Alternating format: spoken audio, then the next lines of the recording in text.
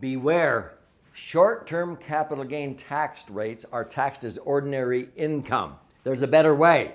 In this episode, I'm going to address the question, how much is short-term capital gains tax?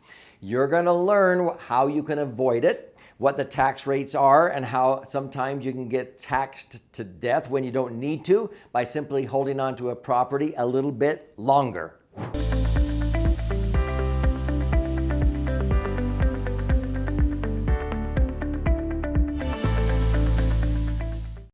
So my name's Doug Andrew. I've been a tax strategist for more than 46 years, and I've helped many thousands of clients avoid unnecessary tax. So a lot of times people will buy an asset, stocks, or maybe a piece of real estate, and they'll flip them. And so when you buy something, you fix it up, you flip it, you have to pay tax on the profit you made. Well, under current tax law, as of the recording of this video, it's 2020, and under the tax laws, a short-term capital gain is taxed as ordinary income. That is normally how short-term capital gains are paid, but sometimes the length of time to qualify for short-term is different. Right now, anything that you sell that you've held on to less than 1 year is a short-term capital gain. Anything you hold on to a year or longer is taxed at a long-term capital gain rate, which is less. Now, in the future, because depending upon who's in power between the Democrat Party or the Republican Party with Congress and the executive branch, you'll see short-term and long-term capital gain rates being the same sometimes, and sometimes the long-term capital gains will be dramatically less, as of the recording of this episode. So for example, if you hold on to an asset that has been highly appreciated for longer than a year, the current capital gain tax rate is either 0 or it's 15% or 20% at a federal level, plus 41 out of 50 states has a state income tax rate if it's a long-term capital gain. You have to pay tax on whatever your basis is in the stocks, or maybe if it's a piece of real estate, the basis is what you paid for it, less any depreciation you've taken on the building. You have the value of the land that stays constant, but most people depreciate down the building. And then when you ultimately sell, if you don't buy a like property and do a 1031 exchange, rolling over to a new one, then you have to pay a capital gain on that entire amount, which I think is sort of unfair in many ways because you're simply paying tax on inflation, the cost of living increase. But tax revenuers love to tax capital gains because you're getting a lump sum of money and they'd like to get a piece of that whenever you get a lump sum. Well, a long-term capital gain is defined right now as anything held longer than a year. But in the past, sometimes you've had to hold on to it for 18 months, maybe 24 months before you got the break in the tax rate. Short-term capital gain rates are taxed as ordinary income.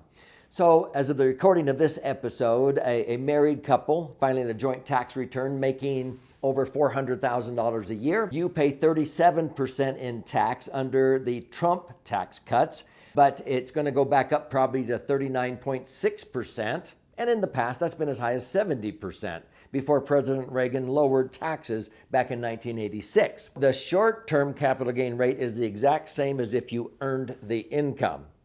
Well, many times government revenuers to fund Medicare for all or healthcare issues like Obama did with Obamacare, he taxed an additional 3.8% on long-term capital gains to fund his Obamacare.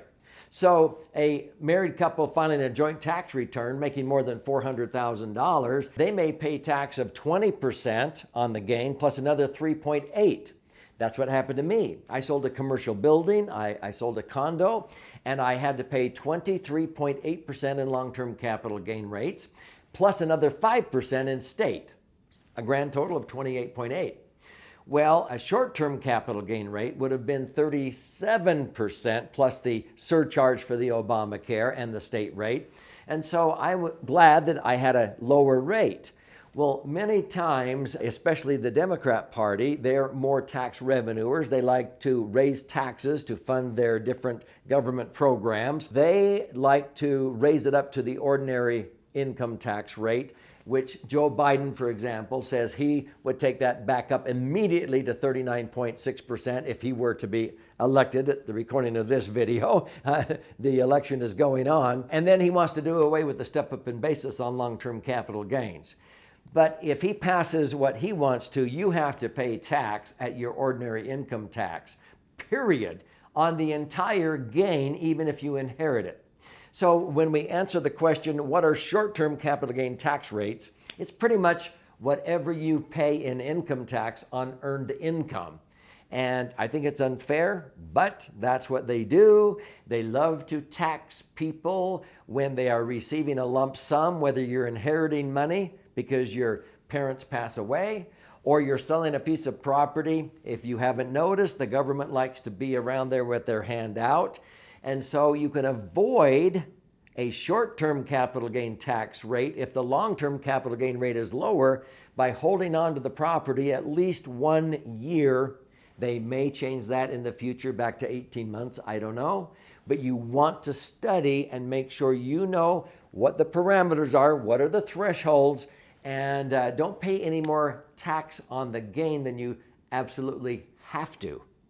So the issues that I want you to consider: can you wait another month or two, turn it from a short-term capital gain to a long-term capital gain? If there is a difference, a lower rate, which many times if Republicans are in power, it can be half the tax.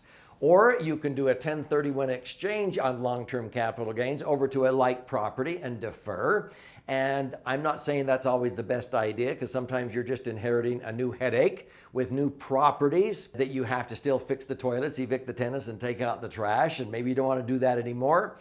But you can also analyze, when is it wise to go ahead and bite the bullet and pay the capital gain tax and take the net and put that money into something that's going to be tax-free from now on. So explore my channel. I have several educational YouTube videos that explain some of the alternatives. My favorite is called the Laser Fund: how to accumulate, access, and transfer your money totally tax-free with IUL. It's where I have earned between 8-10% average tax-free for over 46 years. Watch this episode and maybe you'll get some insights into opportunities you didn't know existed before. There's opportunities to get free copies of my books. You just contribute $5.95 towards the shipping and handling. I'll pay for the book and I will send it out to you absolutely free.